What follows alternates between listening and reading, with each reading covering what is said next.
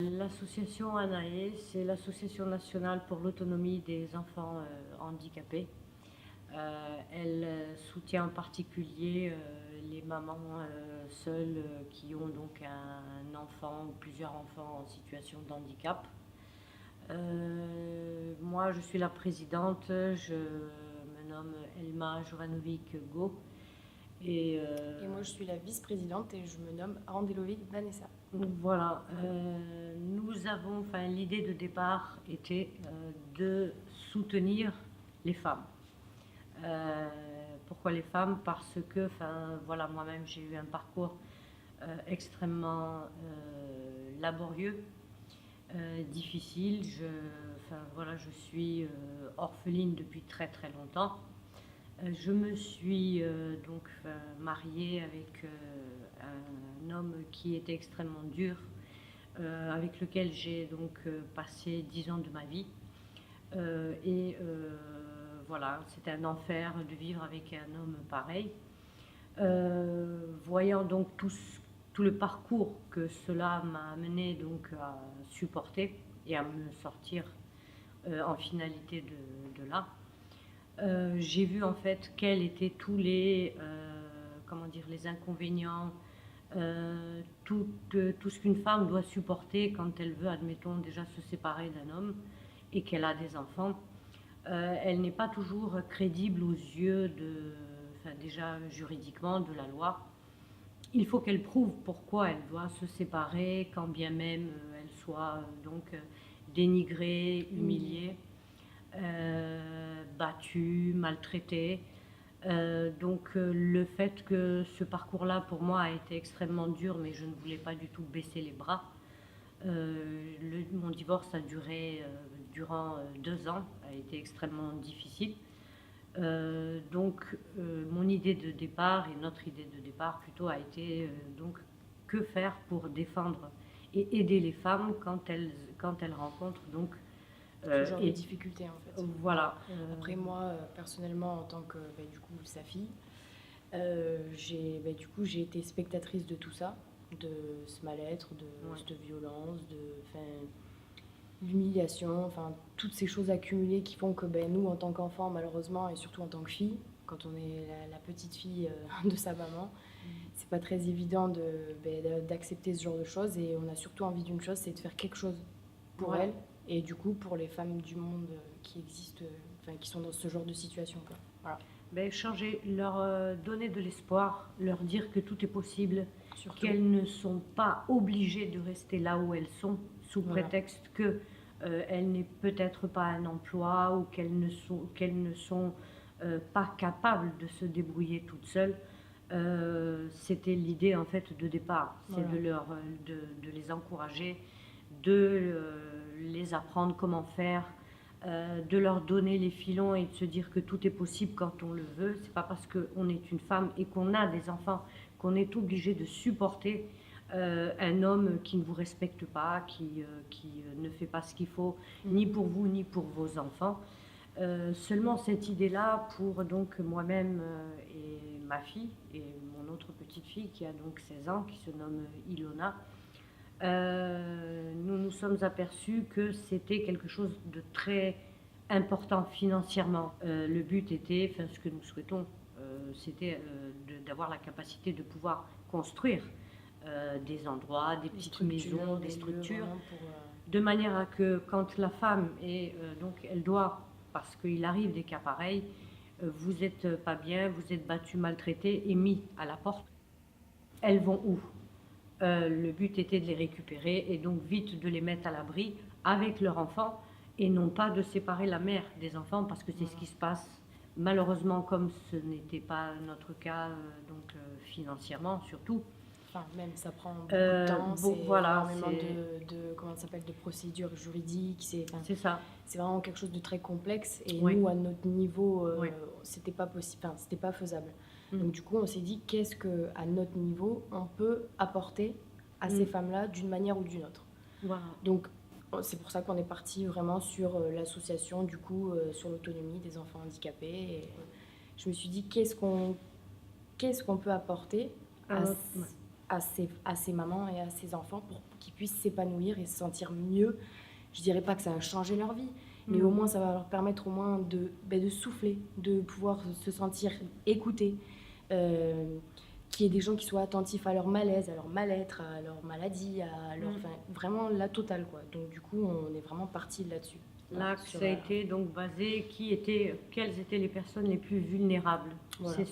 C'est sur ce que nous C'est avons la question qu'on s'est vraiment posée. réfléchi, voilà, et nous sommes tombés en fait sur le fait, bon, commençons d'abord par aider les enfants qui sont en situation de handicap avec leur maman, parce que beaucoup de mamans se retrouvent seules avec des enfants donc, qui sont en situation de handicap.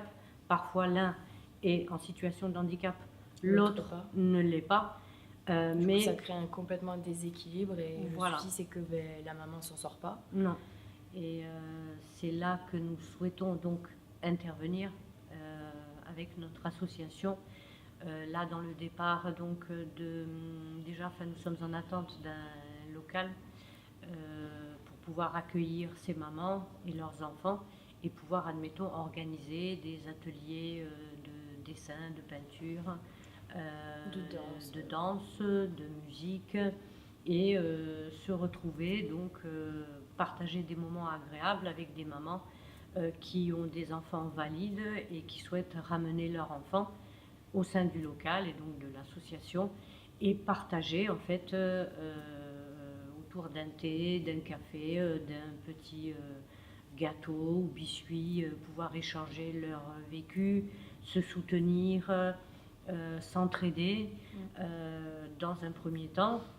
Et donc nous organiserons ça dans un premier temps les mercredis et les samedis.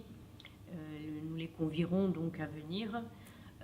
Et puis pour donc après en même temps permettre à ces mamans de leur offrir un moment de répit, c'est-à-dire de leur apporter une journée en faisant donc un parc de loisirs ou organiser donc une journée à Caliceo pendant que nous à l'association avec de leur enfant par le biais d'activités musicales, danse, artistiques, voilà. Essayer du coup aux enfants de permettre de s'épanouir eux aussi, quoi, malgré leur situation de handicap. Nous souhaitons donc organiser des living labs, c'est-à-dire organiser des genres de réunions où nous convierons donc des ergothérapeutes, des prestataires qui sont donc dans le milieu médical et qui fabriquent donc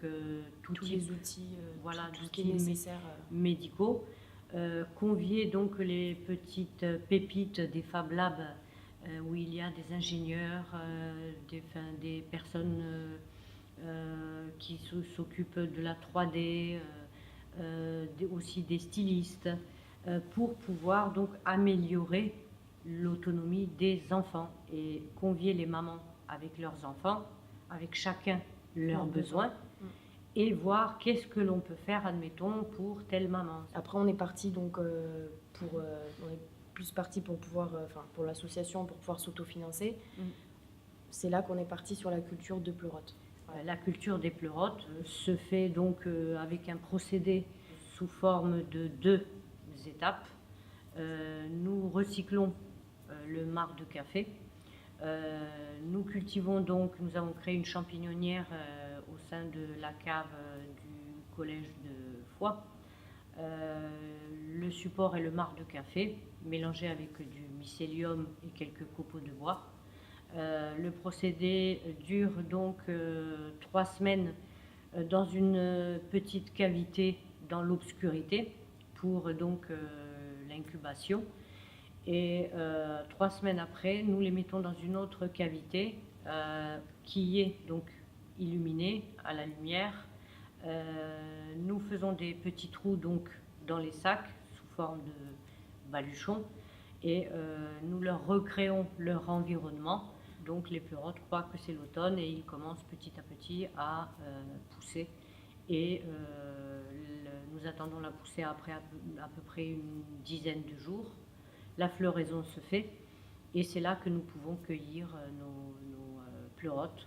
Mais nous pensons aller beaucoup plus loin donc dans ce que nous avons débuté, c'est-à-dire créer carrément, enfin, du début jusqu'à la fin, une chaîne. Nous produisons les pleurotes et nous les distribuerons, admettons, dans une petite boutique où nous cuisinerons sous forme après de lunchbox, admettons des pleurotes avec des œufs brouillés ou des pleurotes avec un autre mets à côté pour ne pas avoir de perte et totalement donc vendre notre culture. Le but, ce serait aussi de créer des emplois d'avenir, en fait. Oui, Donc, toute personne en emplois, situation, on appelle ça. vraiment en situation précaire, qui Voilà. auront besoin, nous, on sera là aussi pour eux, de façon à leur ouvrir une petite porte, à ce que chaque fin de mois, il y ait un peu plus d'argent pour qu'ils puissent s'épanouir un peu mieux et que ce soit moins stressant pour eux aussi, quoi. C'est ce que nous comptons faire dans un avenir proche. Après, l'avenir nous dira ce qu'il en sera.